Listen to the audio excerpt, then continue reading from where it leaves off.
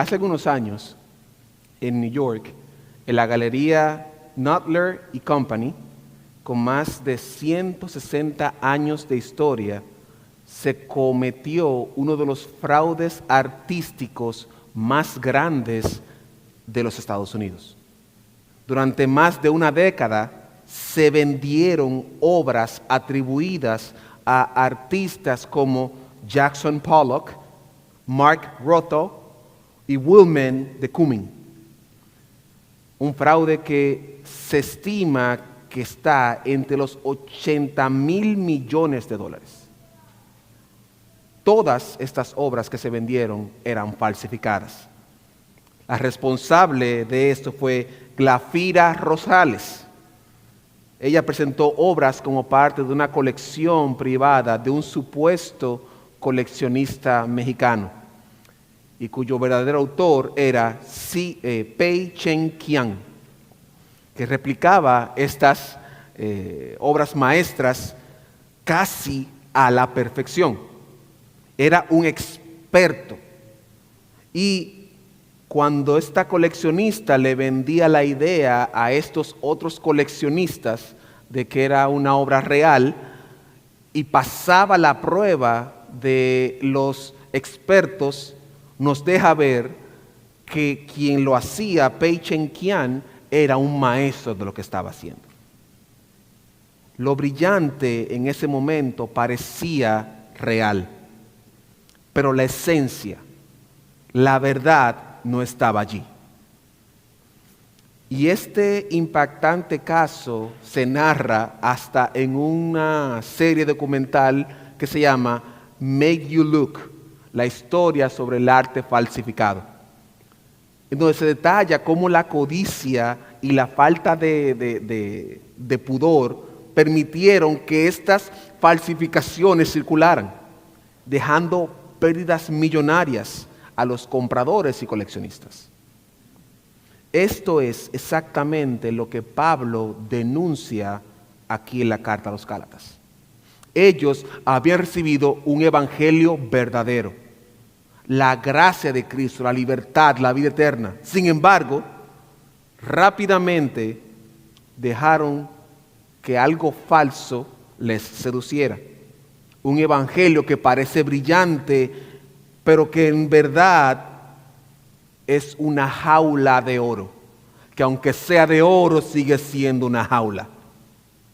Y hoy este mensaje nos invita a de la misma manera darnos cuenta que la suficiencia del evangelio no cambia, porque negar la verdad de Cristo es caer en la maldición de la esclavitud del pecado. Y con esto en mente, yo le invito a que abramos nuestro corazón y nuestra mente, porque hoy iniciamos una nueva serie del libro de Gálatas, una serie que va a tratar sobre la suficiencia del evangelio en contra de las obras de la ley. Una serie que busca mostrarnos que Cristo es suficiente y que en Él tenemos la verdadera libertad. Y en esta primera entrega, estos primeros 10 versos los hemos titulado Un Evangelio y nada más. Esto lo vamos a estudiar en 3 movimientos. Primero veremos el contexto de la carta. Luego veremos un llamado sagrado en los versos 1 al 5. Y luego terminaremos con una convicción clara en los versos 6 al 10. Y la idea que quiero en sus mentes y corazones, hermanos, es que negar la suficiencia del evangelio es caer bajo la maldición de la esclavitud del pecado. Permito repetir, negar la suficiencia del evangelio es caer bajo la maldición de la esclavitud del pecado. Le invito a que oremos.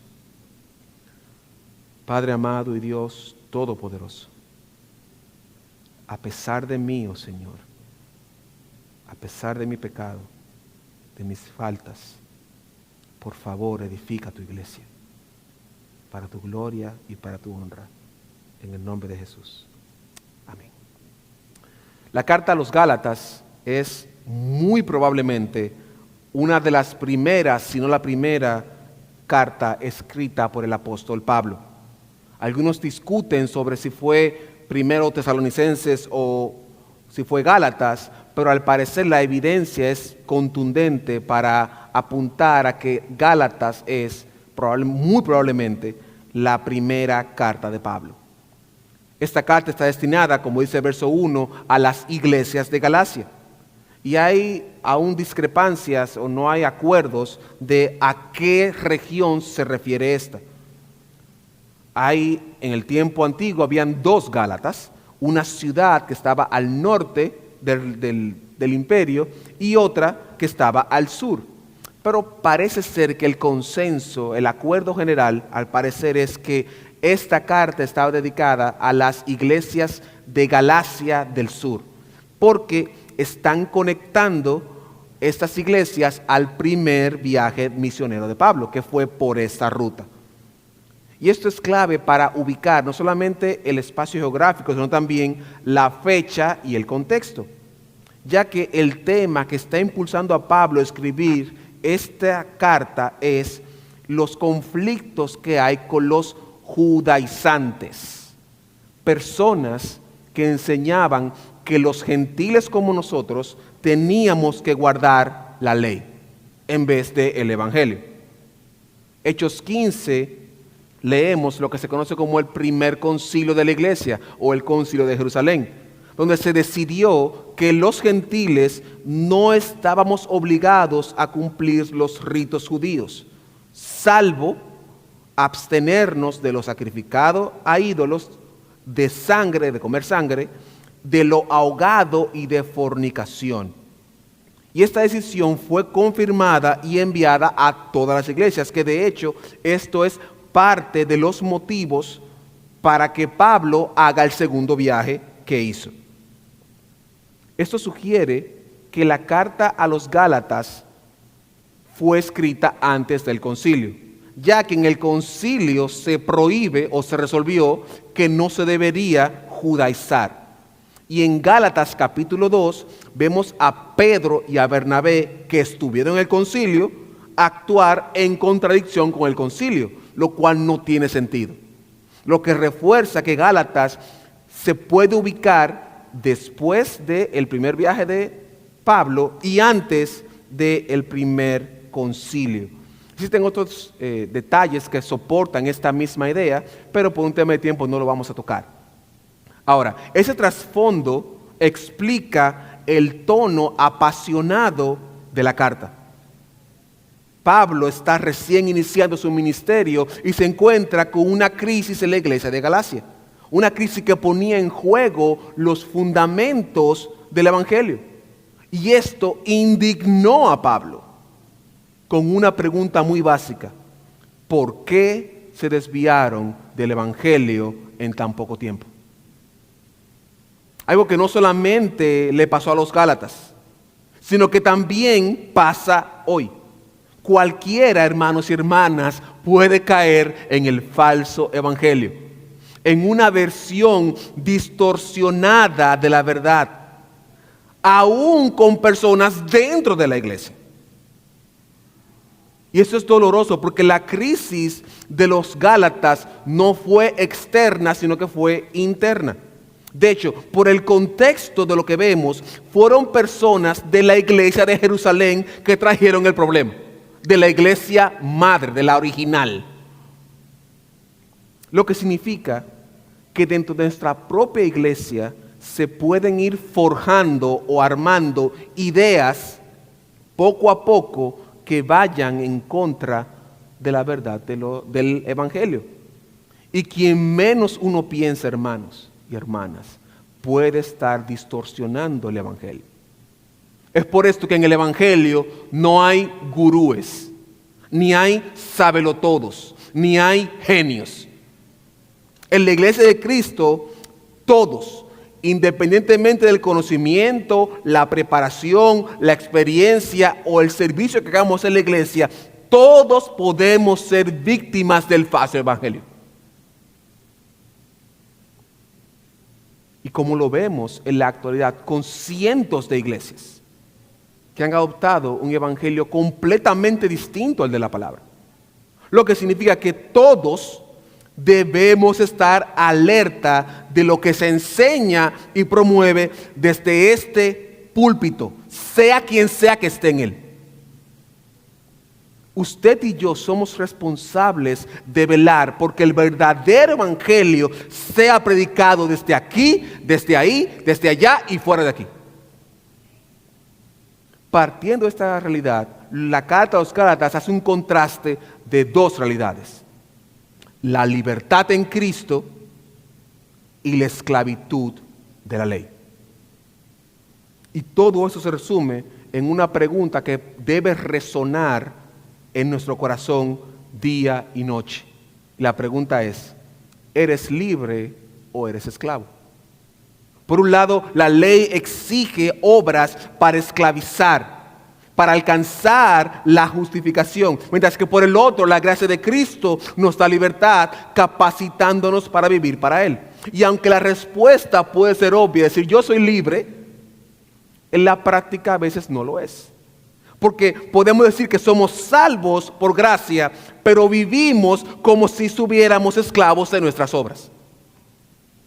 Pensamos, sí, es por gracia, pero debo decir cierto número de verdades, debo ir ciertas veces a la iglesia, orar tantas horas para entonces ser santo.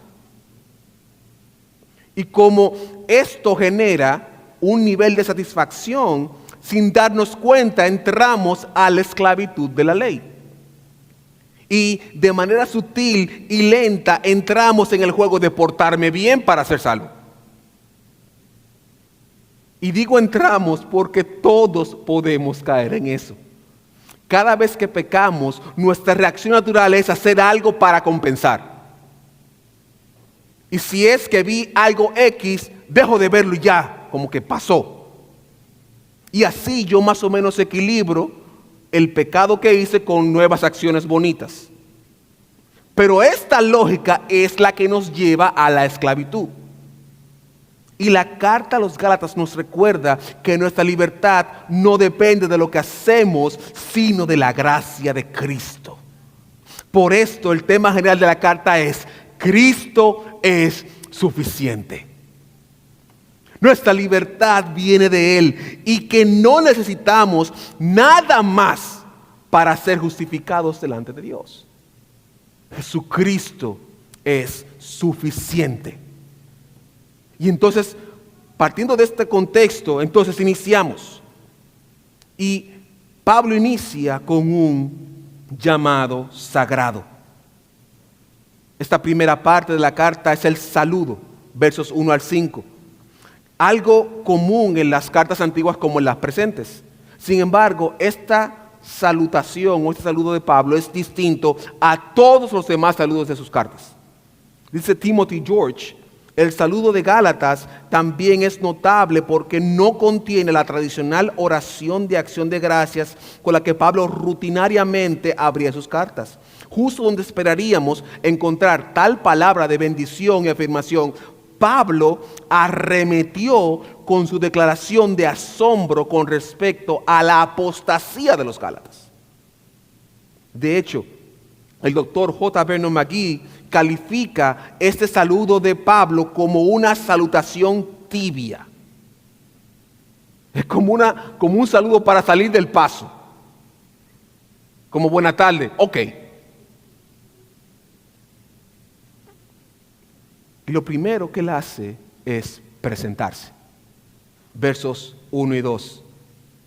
Pablo, apóstol, no de hombres ni por hombres, sino por Jesucristo y por Dios el Padre que lo resucitó de los muertos, y todos los hermanos que están conmigo en las iglesias de Galacia. Notemos que este saludo es distinto a todos los saludos que Pablo usualmente hace, que contienen la frase por la voluntad de Dios. Y él saluda después como que cordialmente a la iglesia. En Gálatas el tono es mucho más enfático. Él dice: él no es apóstol por hombres ni por ninguna autoridad humana, sino por Jesucristo y Dios el Padre. ¿Por qué es tan importante esto? Porque Pablo quiere dejar claro que su llamado es sagrado. Y no solamente sagrado, es legítimo. Su fidelidad es primero a Dios, no hacia los hombres. Esto no quiere decir que él no rendía cuentas y que era un rebelde sin causa o un llanero solitario. Todo lo contrario, vemos en Hechos capítulo 13 y 14 que Pablo se somete a la iglesia porque es enviado por la iglesia y cuando regresa da un informe a la iglesia. Lo que dice que Pablo estaba sujeto a autoridades. Entonces, ¿qué motiva a Pablo a enfatizar su llamado en Gálatas? La respuesta se resume en los falsos maestros, que cuestionaban la autoridad apostólica de Pablo. Entonces, Pablo quiere dejar claro que su mensaje no surge por un interés personal, ni de un llamado dudoso. Su conversión y su llamado fueron confirmados por Ananías en Hechos capítulo 9, por la iglesia de Jerusalén en Hechos capítulo 13, por Bernabé en el capítulo 9 y por Pedro en 2 de Pedro 3, 15, 16. Es decir, no estamos hablando de un cualquiera. Y el énfasis de la autoridad divina prepara el terreno para todo el mensaje de Gálatas. Ya que Pablo va a presentar una defensa del evangelio y quiere poner claro que él no le debe nada a nadie y que su opinión no está comprometida con el grupo A o con el grupo B, sino solo con Dios. Y algo que lo pudiera ilustrar es los compromisos que se dan en la dinámica de la política. De acuerdo con la Comisión General de Elecciones de Estados Unidos, en el ciclo electoral 23-24, los candidatos presidenciales de Estados Unidos gastaron aproximadamente, escuche bien, 346 millones en un año. Eso quiere decir que se gastaron $948,000 diarios. Y ese dinero no es gratis. Quienes suelen aportar grandes sumas de dinero esperan algo a cambio. Es decir, que ser presidente no solamente da poder, da compromiso. Y muchas veces, como en nuestros países, están ligados a mafias y a grupos oscuros, que es lo que hace que nuestros países lamentablemente sean más corruptos que otros. En contraste, Pablo dice, yo no le debo nada a nadie. Mi única deuda es con quien me llamó. Y esto debe resonar con nosotros hoy. Como él, hermanos y hermanas, fuimos llamados a predicar el evangelio y no a comprometerlo.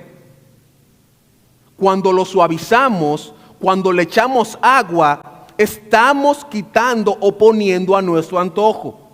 Y lo podemos justificar con que ellos se aman o no le hacen daño a nadie. Y ahí como que suavizar el pecado. No. El evangelio no se suaviza. El evangelio no viene de hombres ni depende de ellos. Viene de Dios. Nuestra fidelidad es solo hacia Dios. Y aunque eso no implica la corrección ni la licencia para hacer lo que queramos, significa que tenemos que apegarnos a lo que plantea su palabra. Y nuestro compromiso número uno no es con Viula. Mi compromiso número uno no es con los pastores de Viula. Mi compromiso es uno con Dios y luego todo el mundo. El evangelio no es democrático. Dios no es democrático. Tenemos un llamado y estamos bajo autoridad. No tenemos permiso de cambiar el evangelio. Usted y yo solamente somos portavoces de su verdad, aunque esa verdad muchas veces, la mayoría de las veces, ofenda, hiera o no guste. Entonces, Pablo pone eso claro desde el principio. Este evangelio que yo predico, yo soy apóstol no porque ustedes les dio la gana de que sea apóstol. Soy apóstol porque fui llamado por Dios. De igual manera usted también. Usted fue llamado por Dios. Entonces, luego de ahí él pasa a presentar la obra del evangelio. versos 3 y 4. Gracia y paz sean a vosotros, de Dios y Padre del Señor nuestro, de nuestro Señor Jesucristo, el cual se dio a sí mismo por nuestros pecados para librarnos del presente siglo malo, conforme a la voluntad de nuestro Dios y Padre. La palabra clave aquí es librarnos. Y evidentemente estamos empezando la carta y él no va a dar una definición muy detallada. Pero desde el principio está planteando dos realidades: la libertad de manera clara y la esclavitud que va a desarrollar a través de toda la carta. Pablo enfatiza que la libertad no es un fruto de nuestra genialidad, ni de nuestros méritos, ni porque somos buenos, sino que es por pura gracia y misericordia. Y que es Cristo la razón de nuestra libertad. Primer libro de Pedro, capítulo 1, versos 3 al 5, dice la palabra del Señor: bendito el Dios y Padre de nuestro Señor Jesucristo, que según su grande misericordia nos hizo renacer para una esperanza viva por la resurrección de Jesucristo de los muertos, para una herencia incorruptible, incontaminada e inmarcesible, reservada en los cielos para vosotros, que sois guardados por el poder de Dios mediante la fe para alcanzar salvación que está preparada para ser manifestada en el tiempo postrero. Hermanos y hermanas, esto es pura gracia, pura misericordia. Somos libres por la misericordia. Estamos libres del pecado que nos ataba. La obra de Cristo es suficiente. Dios no da medias libertades. No es un preso domiciliario. No. Usted es libre. Por tanto, el pecado no puede dominarle. Es cierto que podemos caer, pero si estamos en Cristo y confiamos en el sacrificio de Jesucristo, somos libres del pecado. El pecado no es nuestro Señor, Cristo es nuestro Señor, y no estamos obligados a permanecer atados del pecado. Y como dice Pedro, somos guardados, enclaustrados, encogidos en la gracia y el poder de nuestro Dios. Y esa seguridad nos da la salvación de nuestras almas. Esta certeza de salvación debería generar en nosotros un sentido de libertad, no de libertinaje. Es esa libertad del libertinaje corrompida que algunos malinterpretan. Hay quienes piensan que como son salvos, pueden hacer y deshacer lo que ellos quieran. Pueden pecar porque Dios los va a salvar. Pero esa no es una persona salva. Quien piensa así no está experimentando la transformación, porque la santidad nace de la convicción de que Dios es santo primero. Y como Él es santo, yo soy llamado a ser santo. Es una consecuencia de, no una razón para. En otras palabras, la obra de Cristo en la cruz debe producir un deseo genuino en nosotros de agradar a Dios. No por condenación, sino porque hemos recibido gracia y misericordia. Para ilustrarlo, imagine esto. Un padre y una madre tienen un hijo en cuidados intensivos. Los médicos le informan que la única solución es un procedimiento extremadamente costoso y que si no lo hacen, su hijo morirá. De repente se aparece un empresario poderoso que decide pagar toda la suma y cubrir todos los gastos. ¿Cómo cree usted que ese papá y esa mamá reaccionaría si esa persona millonaria le pide un vaso de agua? ¿Cómo cree usted que ese papá o esa mamá reaccionaría si este hombre que le acaba de pagar la vida a su hijo le pide su vehículo? ¿Cómo cree usted que reaccionaría esta persona si esta persona necesita una transfusión de sangre? ¿Qué usted cree que va a hacer ese papá y esa mamá? Se van a desangrar por él. No porque el rico se lo merezca, porque recibieron gracia. Así es nuestra relación con Dios. Hermanos y hermanas, usted ha recibido gracia y misericordia. Y esto es lo que nos impulsa a responder con amor y santidad, no por obligación. Porque si caemos en la obligación, caemos en la ley. Y si caemos en la ley, estamos presos. Una vez más, no quiero insinuar que no vamos a pecar. O que cuando pequemos hay que hacer una celebración con globos y fiesta. No es eso. Al contrario, cuando peco, por la gracia que he recibido, debo sentir el peso de 1,000 millones de libras sobre mí. Para entender la dimensión del pecado, porque el pecado es horrendo para Dios. No confundamos una cosa con otra. Dios no soporta el pecado, pero al mismo tiempo, el que no soporta el pecado dice: ven a mí en arrepentimiento y fe y recibirás misericordia. Hermanos y hermanas, aunque mis faltas son muchas, su gracia es mayor. Aunque mis faltas sean inmensas, Dios es misericordioso. Y mi pecado no anula el sacrificio de Cristo. Porque Jesucristo basta.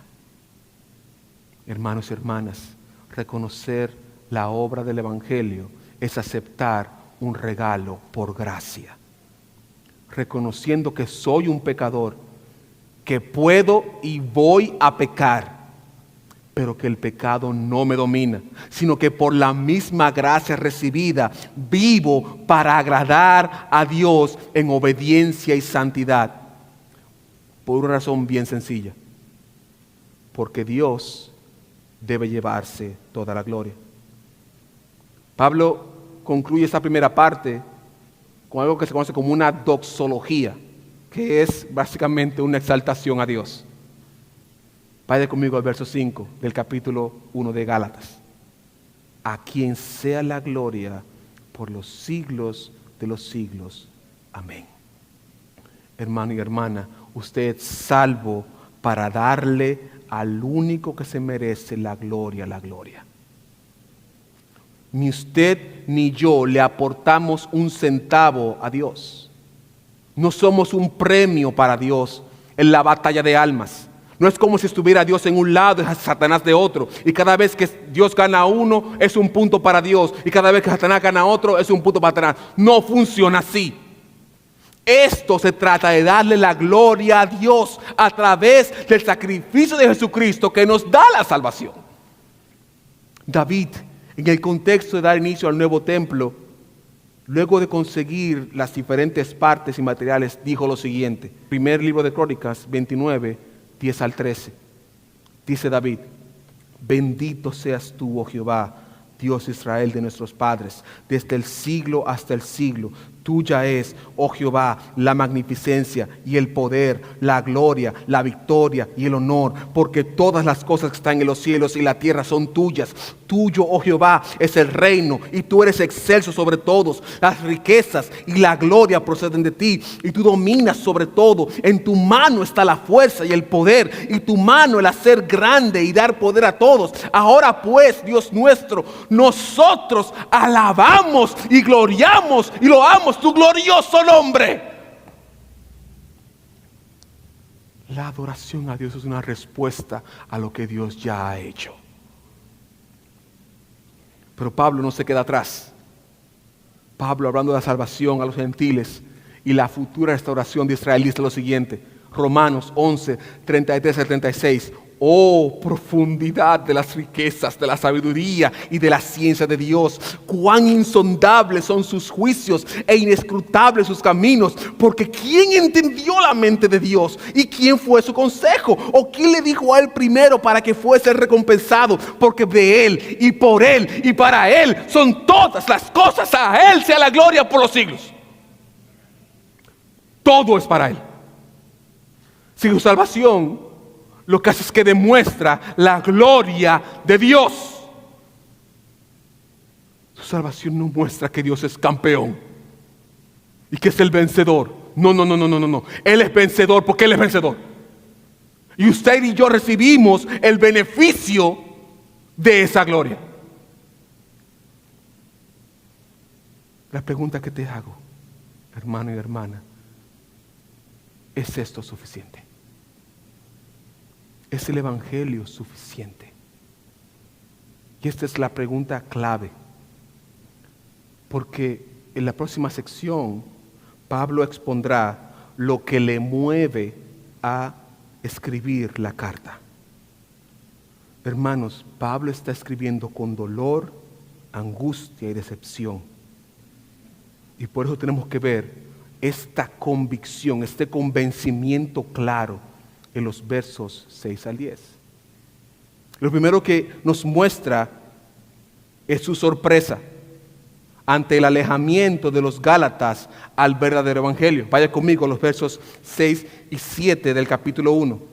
Estoy maravillado de que tan pronto os hayáis alejado del que os llamó por la gracia de Cristo para seguir un evangelio diferente. Noten la sorpresa de Pablo. Estoy maravillado.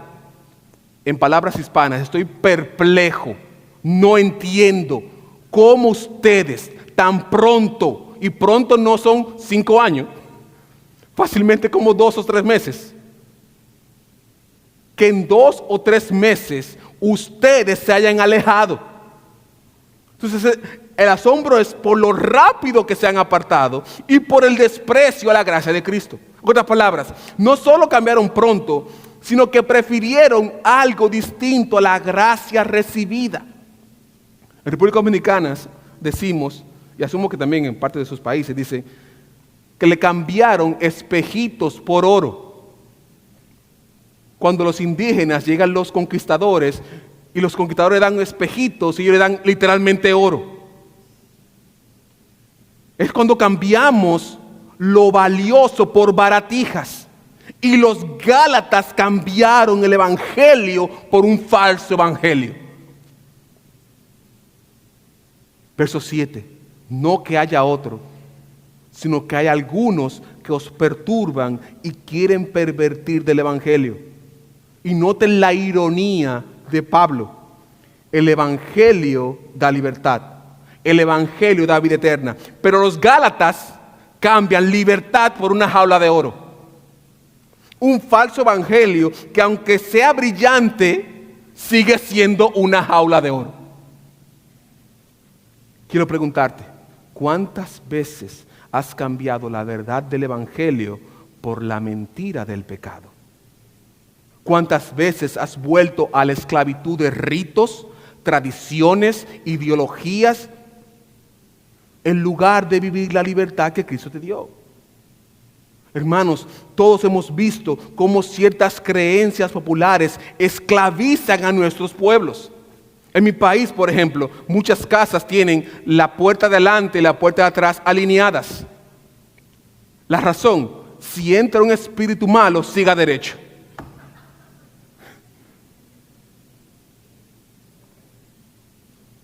O hay personas que piensan que por ciertas prendas de vestir usted es más santo o menos santo.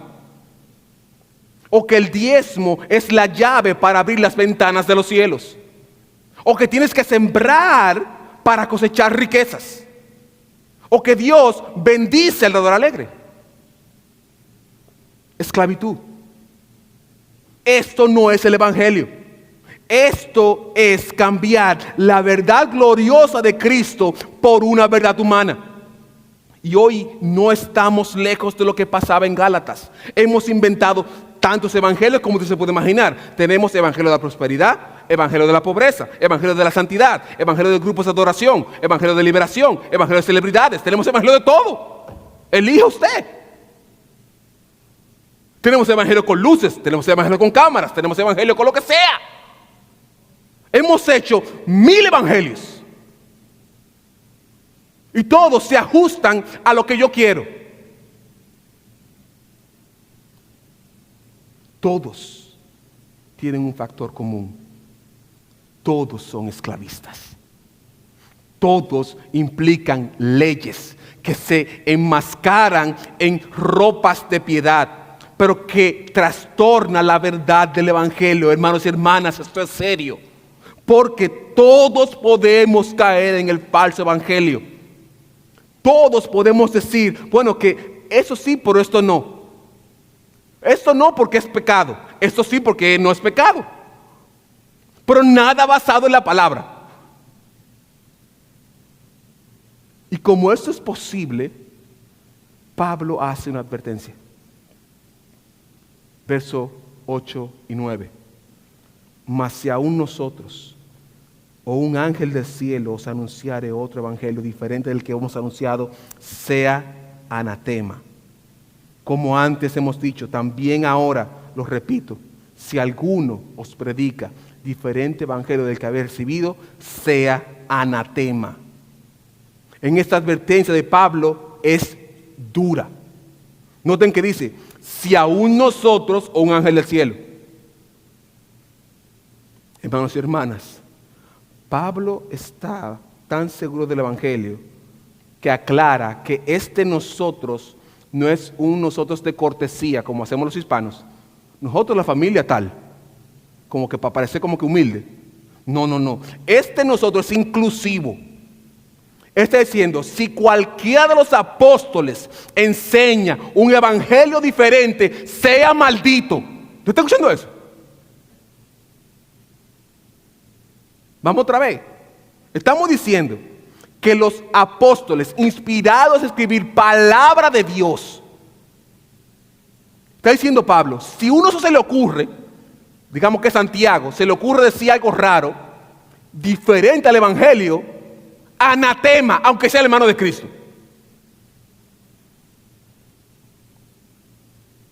Y anatema es maldito. Pero no maldito cualquiera, no, maldito que... Yo espero que entienda la gravedad de lo que está diciendo aquí. Es decir, partiendo de esto, Pablo está diciendo, aunque no pasó, que aún los apóstoles pueden distorsionar el evangelio. No pasó, evidentemente está haciendo una hipérbole, está haciendo una exageración. Pero lo que está diciendo, el mensaje es contundente. Si acaso pasara que uno de los 12 discípulos viene aquí y empieza a hablar cosas que no tienen sentido del evangelio, este es anatema. Hoy, si lo hace. Y Pablo se va en la hipérbole, en la exageración, se va más lejos. Y dice, si aún un ángel del cielo, los ángeles son los mensajeros oficiales de Dios, que no tienen permiso de cambiar el mensaje. Pero si aún un oficial de Dios viene y se le aparece, anatema también. Si Gabriel se le ocurriese venir con que no, que Jesús tenía cabello verde, anatema, porque no lo dice.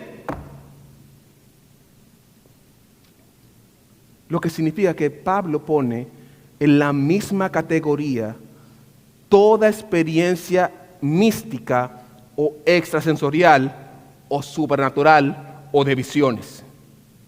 Si contradice el evangelio, lo puede decir San Benito de no sé qué, anatema. ¿Por qué? Porque la verdad del evangelio no se distorsiona. El evangelio es claro. Y la única manera en que Jesús es glorificado es como se guarda el evangelio. Cuando vemos el evangelio a la luz de Cristo. ¿Y cuál es esa luz? Que todo esto es por gracia. Que usted ni yo tenemos la capacidad de salvarnos. Que ha sido un acto de amor y solamente se recibe. Y de ahí entonces Pablo concluye con la convicción. Verso 10. Pues, ¿busco ahora el favor de los hombres o el de Dios? ¿O trato de agradar a los hombres? Pues si todavía agradara a los hombres, no sería siervo de Cristo. Pablo está planteando dónde están sus intereses. y con quién está alineado. El Evangelio no es agua que se adapta a mi vaso. Yo me adapto al Evangelio.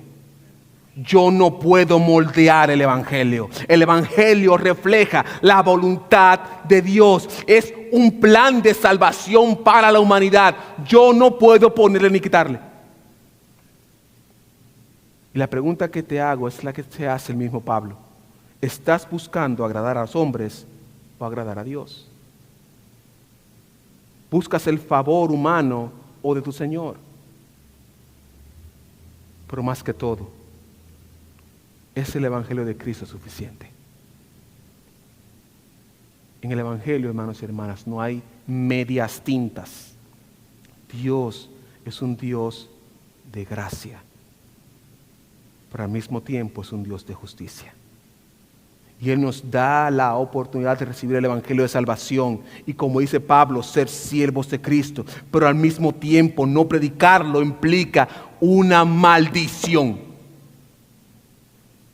Cada vez que yo le pongo un color nuevo al Evangelio, maldito.